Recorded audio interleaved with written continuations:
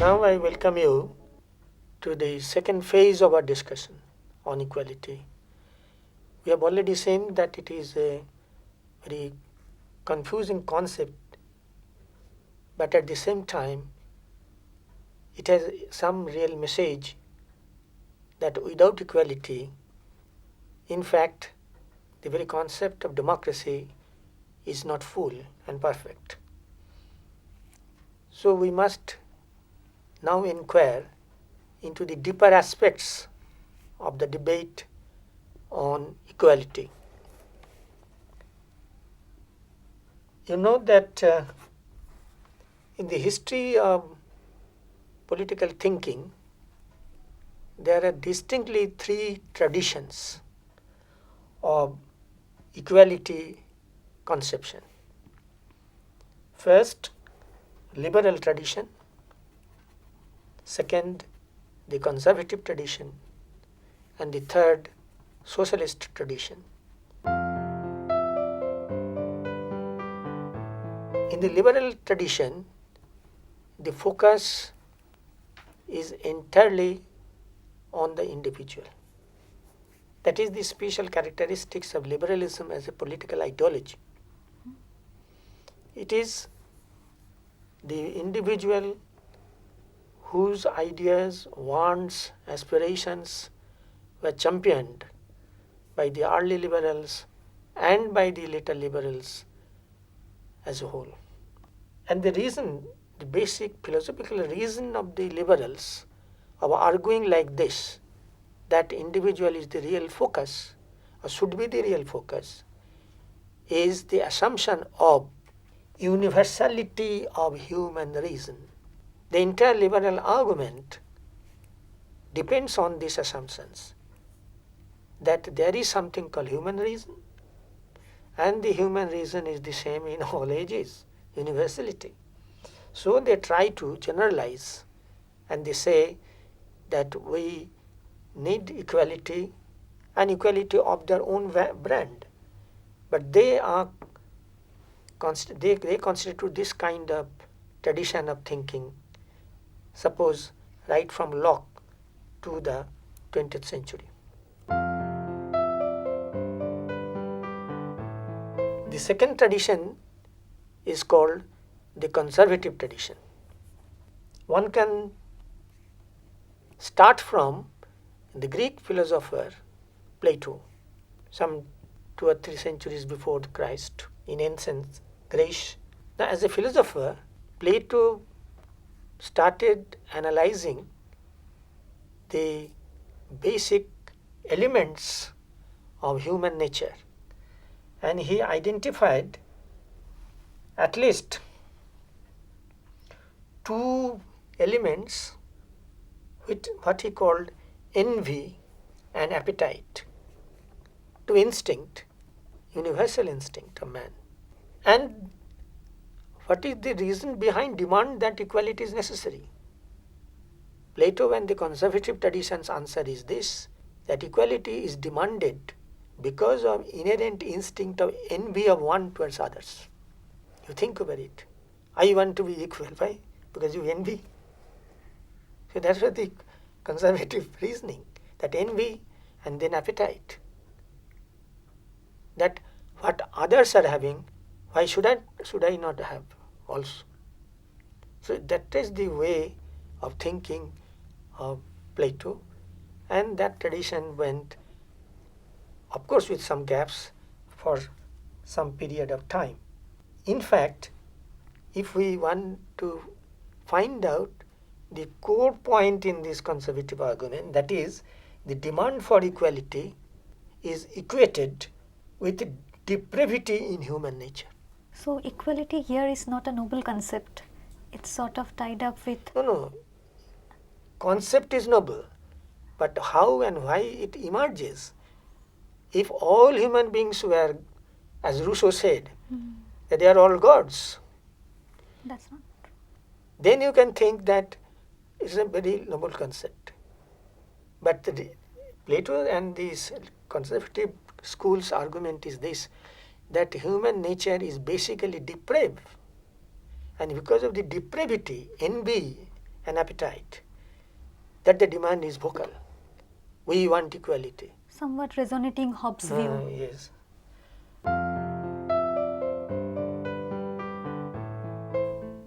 And third tradition is socialist, is in a sense all are equal and equality is the core point. We must achieve equality. These are the basic ideas thrown by the socialist. Now what is the origin? Origin in a sense is the golden assumptions of golden age. There was a golden age when all felt equally, brotherly, fraternally towards others. There is no envy, no competition, no jealousy. So that is the vision, just a vision, not the reality, but it is the vision of a really happy golden age. And therefore from it comes that equality we must have, because it was in the happy golden age. So that happiness we must have, and therefore we want equality in a very, very basic philosophical point of view. And the initial, when the socialism became some sort of a concrete way of thinking since the mid-19th century, suppose, there was basically two streams. One is the older, and that is the what Engels called utopian socialist. They emerged first in the picture, and then came Marxist socialism. I am not going into the debate who is scientific, who is unscientific, not that. Now utopian socialists also argued that it is the concern for leisure. We want equality, equality of labor, equality of reward. Why? Because leisure available to everybody should be equal. And leisure is a means of being happy, happiness, attaining happiness.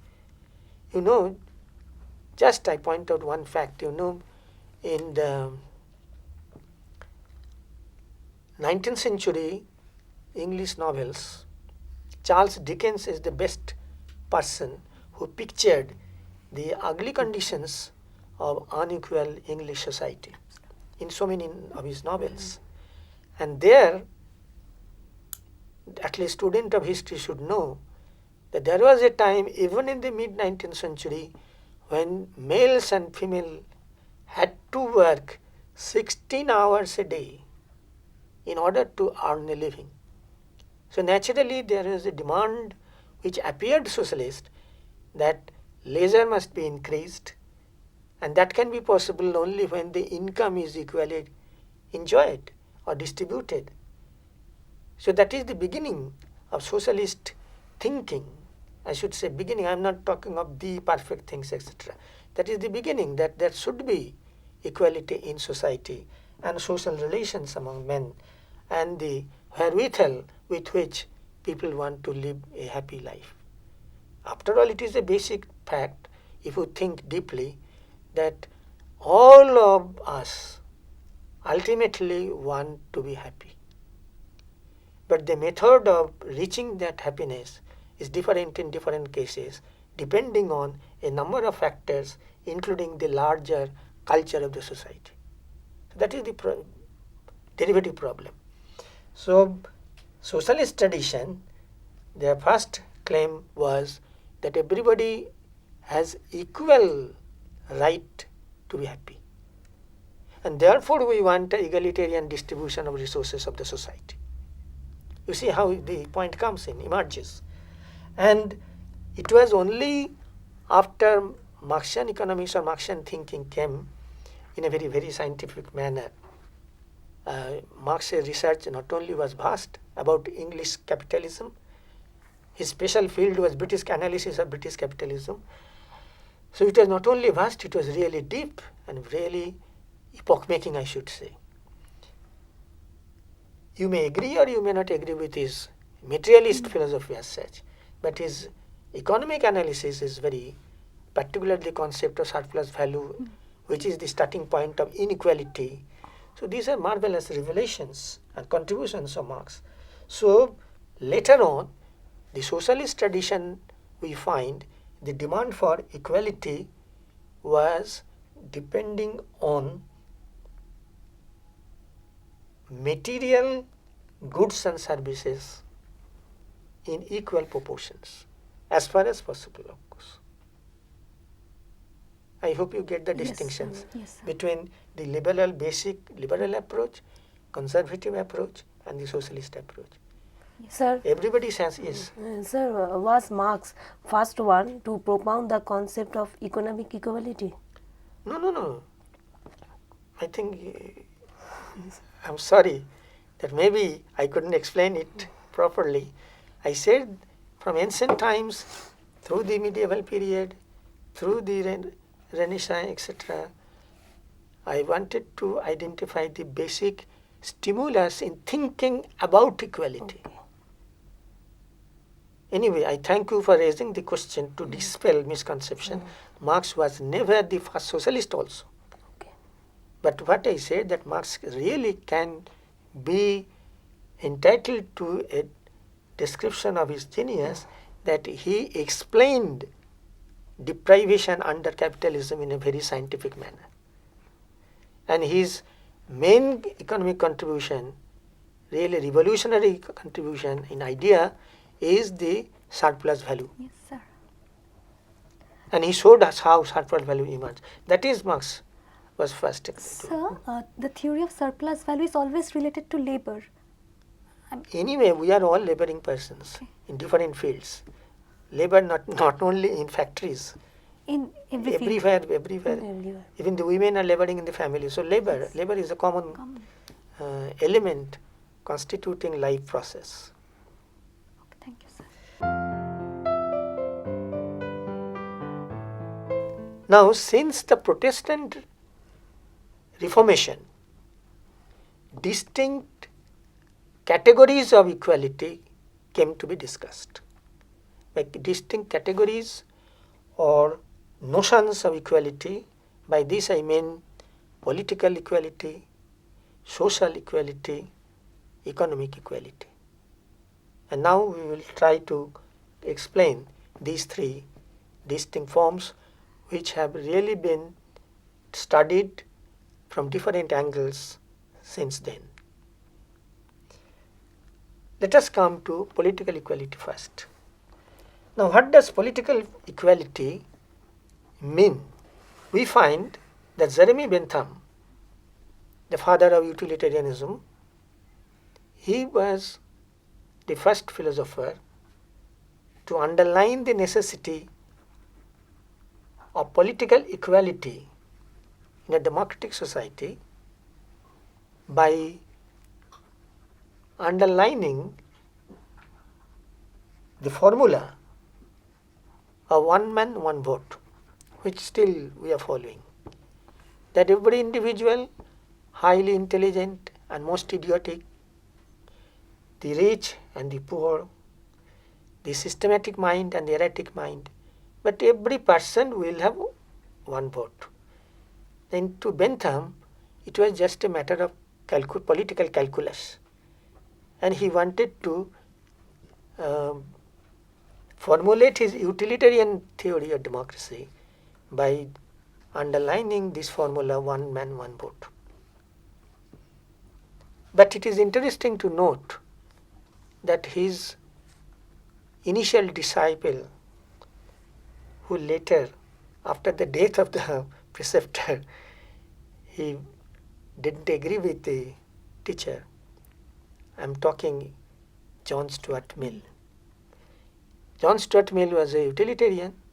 To some extent he was a Benthamite. But in his mature days, he did not agree.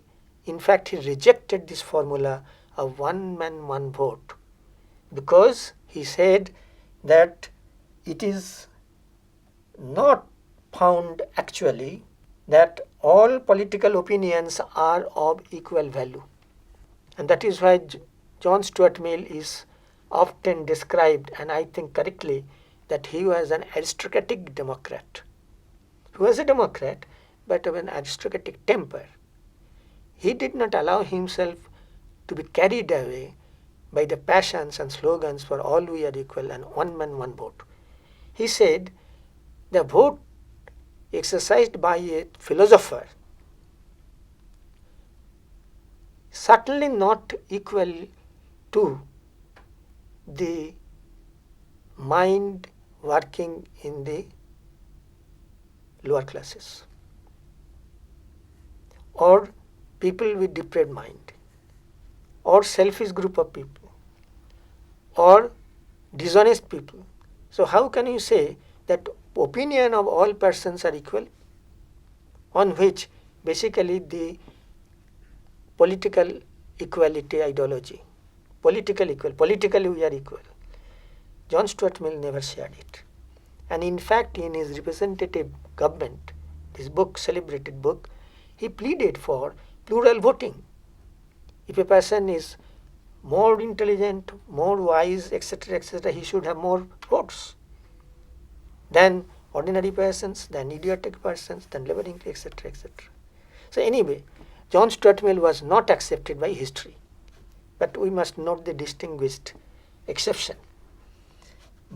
So we come now to theoretical formulations. We find that political equality is not as simple as it appears. All persons have equal political ability to influence others. I think many persons have already accepted this, that what is the political power? To influence and to empower decision making. That is after all political power. So this political power is present in disproportion among the people. It is not uniformly distributed. So that is the basic philosophical trouble with the ideology of political equality, universal suffrage, etc. that we say.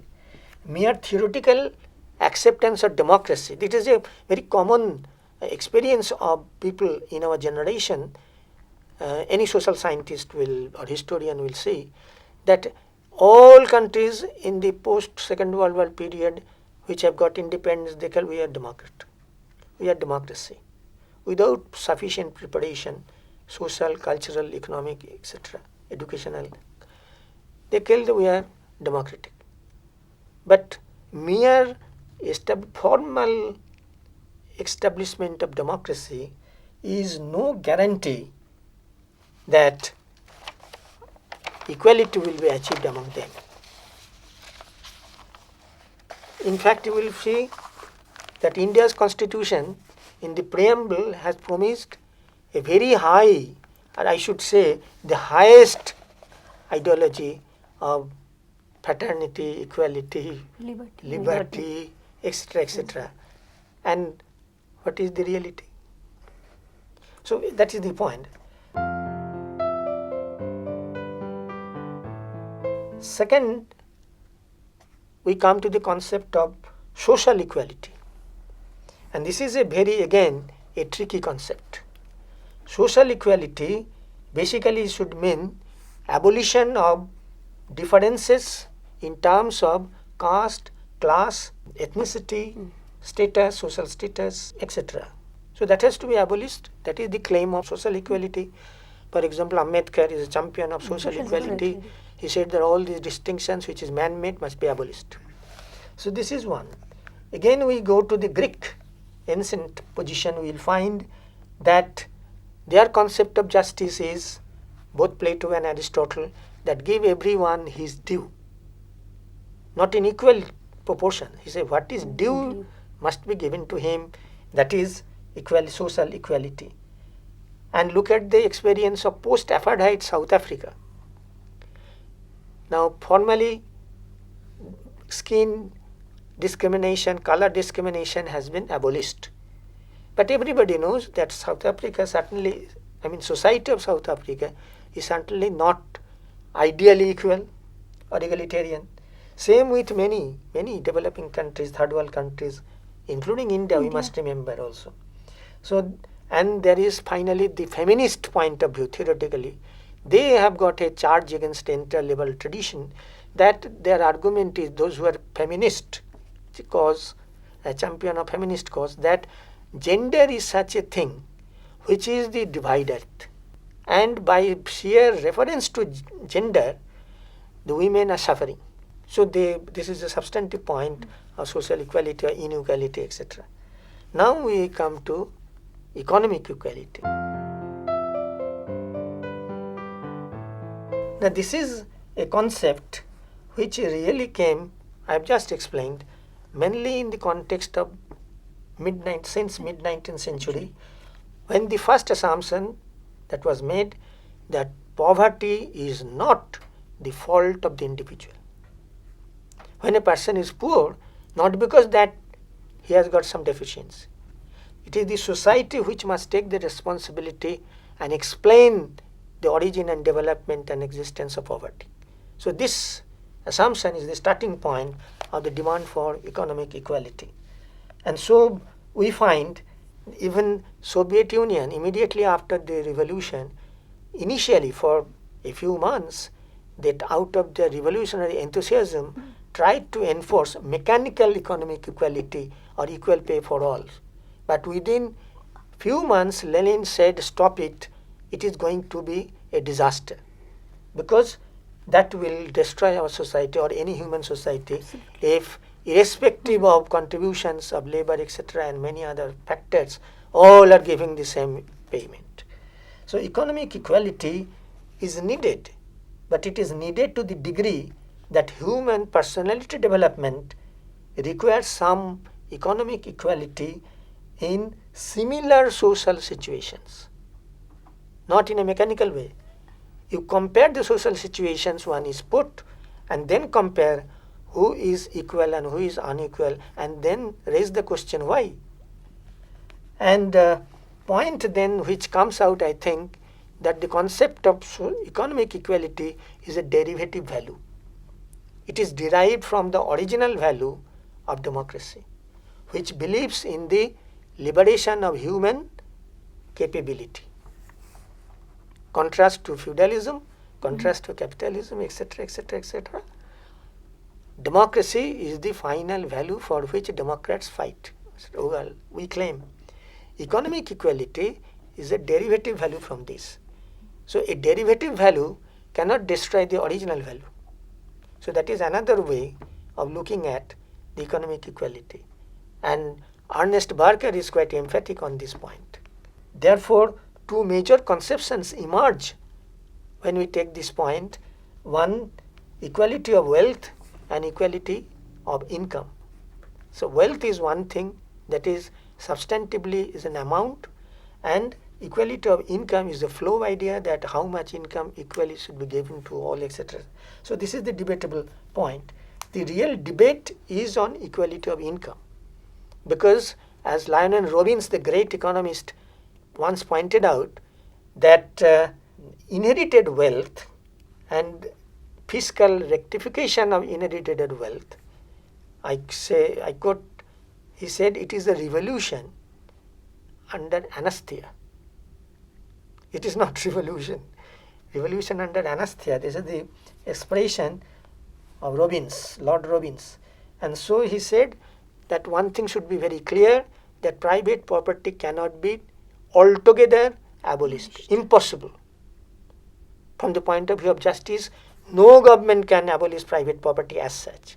It would also hinder individual growth if we abolish private property. Yes, there are so many arguments, and that is one of the arguments also.